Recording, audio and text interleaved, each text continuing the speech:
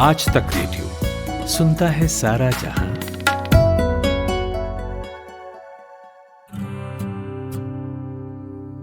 चलिए आपको सुनाता हूं आपकी ही कहानी।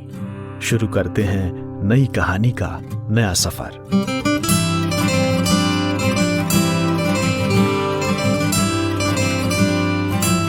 स्टोरी बॉक्स विद जमशेद कमर सिद्दीकी।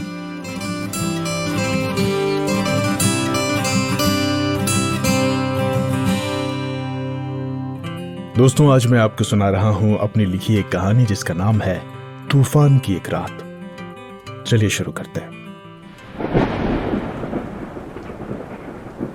रात के दूसरे पहर में जब आसमान तेज बिजली की रोशनी से चौंक रहा था और ऐसा लगता था जैसे बारिश पिछले तमाम बारिशों का रिकॉर्ड तोड़ देगी, तूफान के बाद शहर अंधेरे में डूब गया था।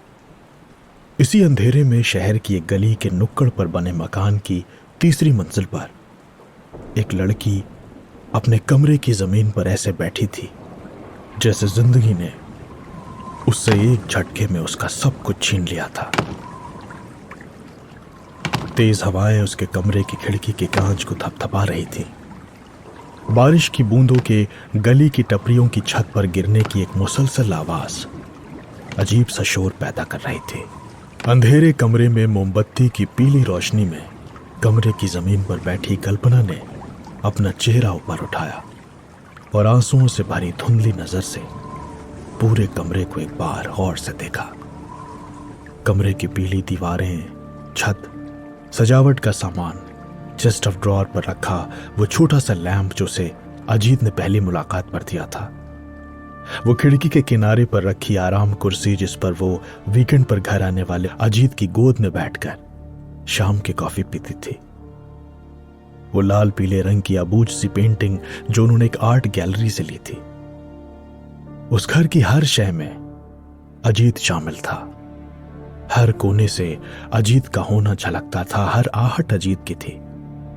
पर अब वो इस घर में कभी नहीं आएगा। बिजली तेज कड़की तो चेहरे पर गिरे उलझे हुए बालों से कल्पना का चेहरा चमक उठा।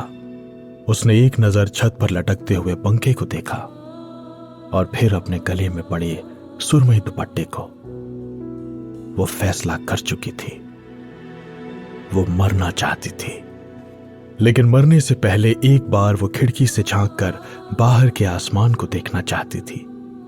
वो देखना चाहती थी दूर तक फैले हुए शहर की टिमटिमाती हुई छोटी छोटी रोशनी को, जिसमें न जाने कितनी कल्पनाएं और अजीत होंगे जो एक दूसरे के साथ आने वाले कल के झूठे सपने देख रहे होंगे।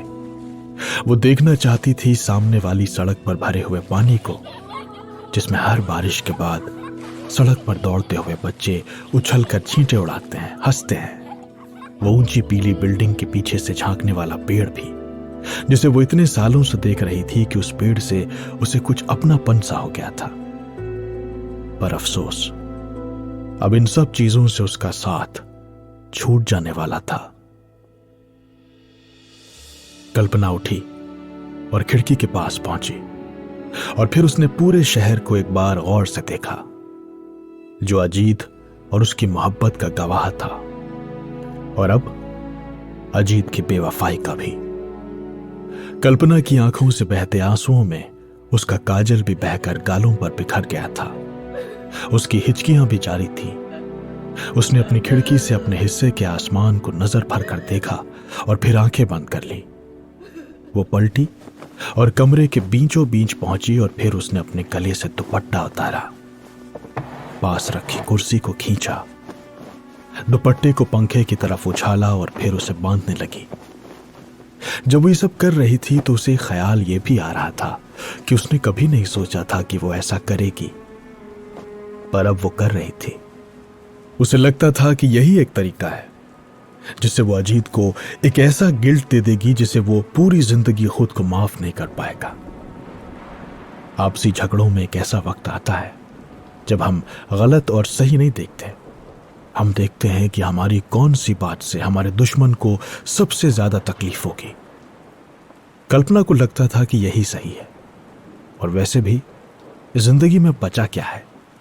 और क्या है जिंदगी में जीने लायक? कुछ भी नहीं। 7 साल पहले जब वो बाराबंकी से इस बड़े शहर में आई थी तो कहां सोचा था कि किराए के एक कमरे में एक बिस्तर बंद, कुछ कपड़े, एक स्टोव और कुछ बर्तनों से शुरू होने वाली जिंदगी एक दिन उसे वहां पहुंचा देगी जहां वो कंपनी के इस बड़े से 3 BHK अपार्टमेंट में रहेगी।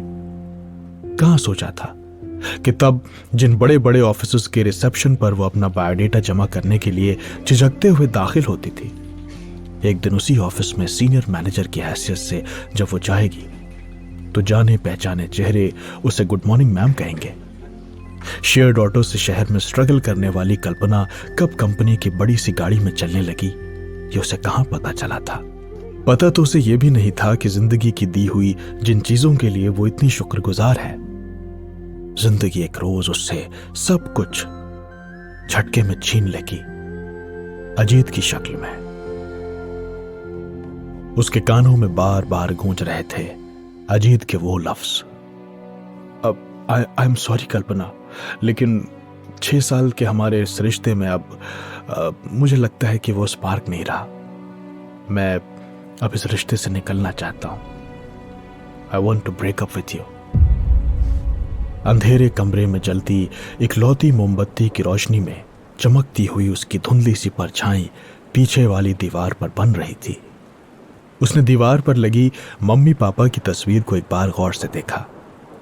पापा के चेहरे पर हल्की सी मुस्कुराहट और नीली साड़ी का पल्ला सर पर रखे भाव शून्य सी मां जैसे उसे देख रही थी। काश तस्वीरें बोल सकती। अगर बोल सकती तो इस वक्त उससे कहती कि कल्पना रुक जाओ बेटी, जो तुम करने वाली हो ये हमारे लिए एक ऐसा गम है जो उम्र भर हमें रुलाएगा। ये उम्र भर का गम हमें मत दो। पर तस्वीरें कहां बोलती हैं। कल्पना ने दुपट्टे का दूसरा सिरा अपने गले में डाला और कांपते हाथों से उसे कसने लगी। सर्द मौसम में उसके चेहरे पर पसीने की बूंद थी। जब मौत कानों में फुसफुसाती है तो जिंदगी के पसीने छूट जाते हैं। कल्पना ने गले में रस्सी को कसा और फिर कुर्सी पर अपने पैर जमाए। वो जानती थी कि अगले सेकंड वो गले में कसी रस्सी के सहारे झूल रही होगी। गले की नसें इस तरह कसी होंगी कि वो बेतरह रिग्रेट करेगी कि काश वो ये ना करती। उसकी आंखें और जबान प्रेशर की वजह से बाहर आने लगेंगी। सांस के लिए वो तड़पेगी और फिर कुछ लम्हों के बाद कुछ भी नहीं रहेगा। न गम, न खुशी, न याद, न कोई अफसोस। रहेगा तो बस एक गहरा शून्य सन्नाटा। पर वो तैयार थी। कल्पना ने कुर्सी पर अपने पैरों को फिर से जमाया और जिस्म का पूरा वजन संभाला और फिर वो कुर्सी से कूदने के लिए जैसे ही पीछे हुई, दरवाजे पर एक जोर की दस्तक हुई। उसने चौंक कर बाहर वाले कमरे की तरफ देखा जहां कोई जोर जोर से उसका दरवाजा खटखटा रहा था। बिजली नहीं थी इसलिए दरवाजा बड़बड़ाना तो समझ आता है, लेकिन इतनी जोर से जैसे दरवाजा नहीं खोला तो कोई तोड़कर अंदर आ जाएगा। ये बहुत अजीब था। कल्पना दीदी दरवाजा खोलिए। उसे हल्की हल्की आवाज सुनाई दे रही थी। ये आवाज तो शायद लता की थी। लता जो कल्पना के घर पर काम करती थी। हर सुबह आकर खाना बनाना, घर की सफाई करना, कपड़े धोना, ये सारा काम लता ही करती थी। कुछ 3-3.5 साल से वो कल्पना के यहां काम करती थी। कल्पना ने गले से फंदा हटाया, कुर्सी से उतरी और उसे एक तरफ खिसका दिया। फांसी के फंदे को पंखे के ऊपर उछाल दिया। कल्पना दीदी! दरवाजे पर दस्तक और आवाज तेज होती जा रही थी। कल्पना कमरे की तरफ बढ़ गई और झटके से दरवाजा खोला तो बाहर की बारिश की आवाज के साथ दरवाजे पर भीगी हुई लता खड़ी थी। दीदी! क्या हुआ लता? दीदी वो अंजलि को करंट लग गया है। क्या? अंजलि लता की 4 साल की बेटी थी। अक्सर लता उसे अपने साथ ले आती थी। अंजलि को एक कोने में बैठाकर वो पूरे घर में काम करती रहती। कभी कभार जब कल्पना के वीक ऑफ के दिन जब अंजलि अपनी मम्मी के साथ आती तो कल्पना उसे घर में देखकर मुस्कुराती थी। हेलो, कल्पना मुस्कुराकर कहती तो वो शर्मा कर नजरें झुका लेती। बिस्किट खाओगी? कल्पना पूछती तो वो सर उठाकर नाव में सर हिलाती। कल्पना फिर भी किचन से लाकर उसे बिस्किट देती और उसके उलझे हुए सूखे बालों में हाथ फिराती। तुम स्कूल जाती हो?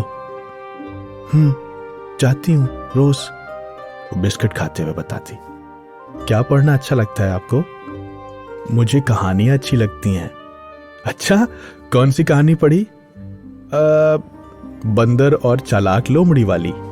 अच्छा, क्या होता है उसमें, बताओ? कल्पना पूछती तो वो मुस्कुराकर सर झुका लेती। अंजलि बहुत प्यारी सी बच्ची थी, पर आज उसके बारे में जो बात लता बता रही थी वो सुनकर कल्पना कांप गई। करंट कैसे लग गया? क्या हुआ? वो घर की छत से पानी टपकता है।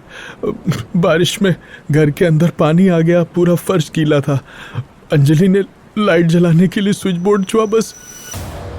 कहाँ है वो अभी? उसके पापा अस्पताल ले गए, पर दीदी आपकी मदद चाहिए। वो लोग सुन नहीं रहे हैं, एडमिट नहीं कर रहे हैं। अंजलि की हालत बिगड़ रही है, मदद कर दीजिए प्लीज। हाँ, मैं चलती हूँ, 1 मिनट रुको। कल्पना फुर्ती से अंदर गई और दीवार पर लटकी कार की चाबी उठा लाई। जल्दी से चप्पल में पैर घुसाए और उसी हालत में बाल समेट कर पीछे बांधते हुए वो घर से निकलने लगी। निकलते वक्त उसकी नजर पंखे के एक ब्लेड पर पड़े, उसी दुपट्टे पर पड़ी, लेकिन उसे अनदेखा करते हुए वो लता के साथ बाहर निकल गई। तेज रफ्तार कार भीगी सड़क पर पानी उछालते हुए चलती चली जा रही थी। कल्पना की ड्राइविंग सीट के बगल में बैठी लता की हालत रो रो कर बिगड़ती जा रही थी। कई लाल बत्तियां जंप करते हुए और बारिश के ट्रैफिक जैम को चीरते हुए वो किसी तरह अस्पताल पहुंची। पार्किंग में कार लगाकर वो दोनों सरकारी अस्पताल के बड़े से गेट से अंदर गईं, जहां से कई लोग अंदर बाहर जा रहे थे। कल्पना का सरकारी अस्पताल से कभी कोई खास वास्ता नहीं पड़ा था। 1-2 बार ऐसा हुआ था कि बाराबंकी में वो किसी को देखने सरकारी अस्पताल गई थी, इसके अलावा नहीं। कहाँ है अंजलि? कल्पना ने तेजी से बढ़ते हुए सामने लता के पति को देखकर पूछा तो उसने रुआं से चेहरे से एक तरफ इशारा किया। किनारे एक काउंटर के पास कुछ प्लास्टिक की कुर्सियां थीं जहां कुछ लोग बैठे थे। अंजलि भी वहीं एक कुर्सी से टिकी थी, उसकी आंखें चढ़ी हुई थीं। अंजलि, बेटा अंजलि। कल्पना घुटनों पर बैठकर उसके कंधे हिलाने लगी, फिर गुस्से से उठी और अस्पताल के रिसेप्शन पर बैठे कुछ कर्मचारियों पर अंग्रेजी में बरसने लगी। उन लोगों ने कहा, अरे मैडम, हम पर मत बरसिए, बेड खाली नहीं है, अभी हम क्या करें? हमारे घर का अस्पताल थोड़ी है, और कर लीजिए जहां करनी है बात, जाइए। कल्पना ने गहरी सांस ली। तेज तेज बोलकर उसका गला बैठ गया था। आसपास खड़े बहुत सारे परेशान बदहवास लोग उसे देख भी रहे थे, जैसे उन्हें लग रहा था कि उनकी शिकायतों को कोई आवाज मिल गई है। कल्पना ने किसी को फोन मिलाया। कोई था उसी के ऑफिस में जिसकी इस अस्पताल में कुछ जान पहचान थी।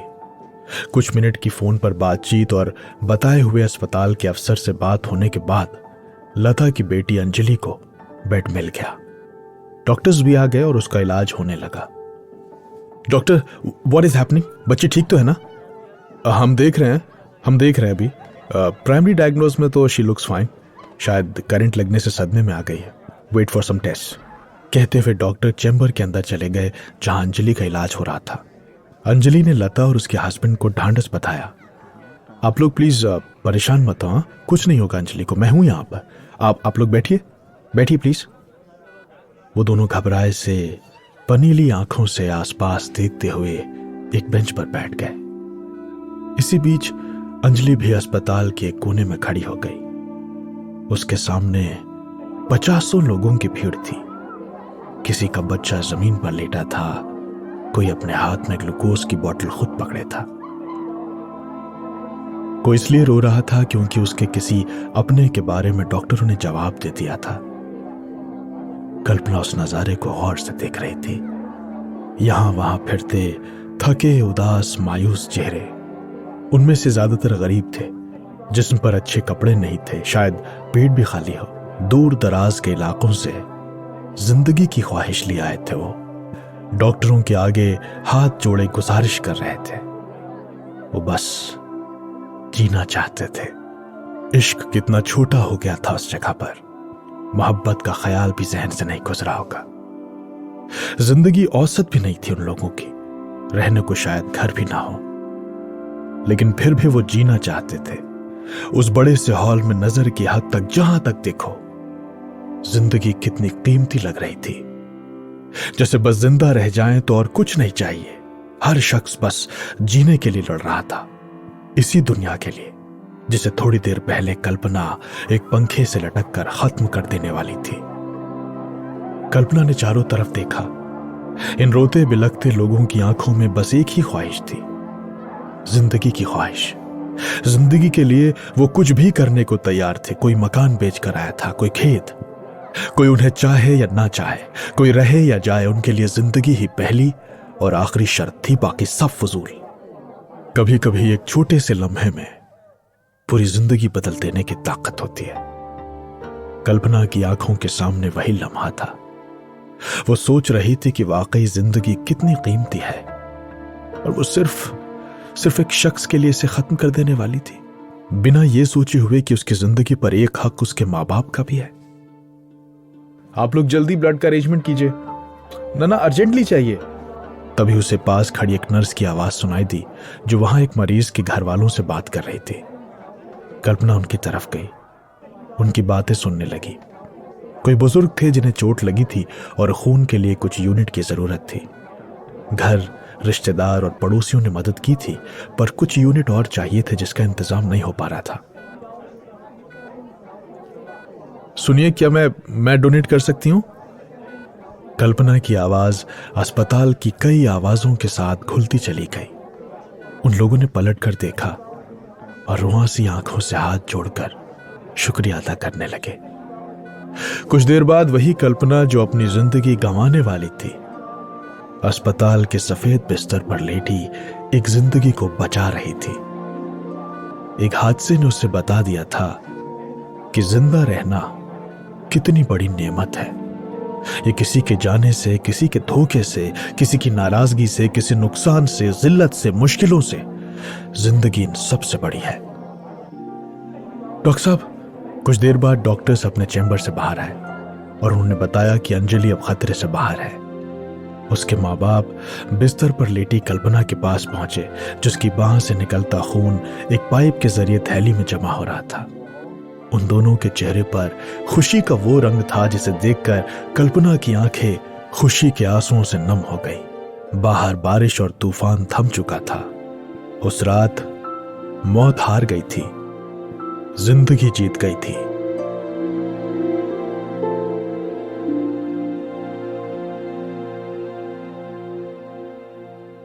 तो दोस्तों, ये थी कहानी तूफान की एक रात।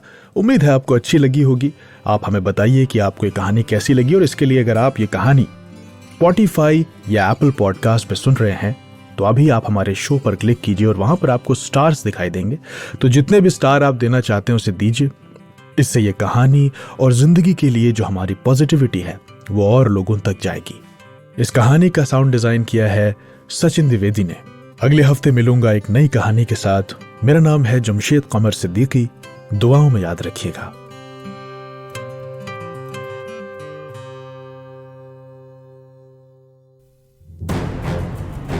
युद्ध का आरंभ होना है। अन्याय के विरुद्ध न्याय की हुंकार उठेगी। दंड की सीमा का विस्तार होगा। हिरण्याक्ष, मैं वरा तुम्हारे प्राण हरने आया हूं। यहाँ प्रायश्चित का अवसर भी मिलेगा। प्रभु, मुझसे भूल हो गई, मुझे क्षमा कर दीजिए। और सत्य असत्य की तुलना की जाएगी। तू क्षमा के लायक नहीं है दुष्ट। शंखनाद हो चुका है। देव और दानव युद्ध के मैदान में हैं। किंतु विजय किसकी होगी? युद्ध के लिए हमेशा क्या दानव ही जिम्मेदार होंगे, या पहल देवताओं की भी होगी? पता चलेगा देव दानव टेल्स में। आज तक रेडियो पर चलता रहा है।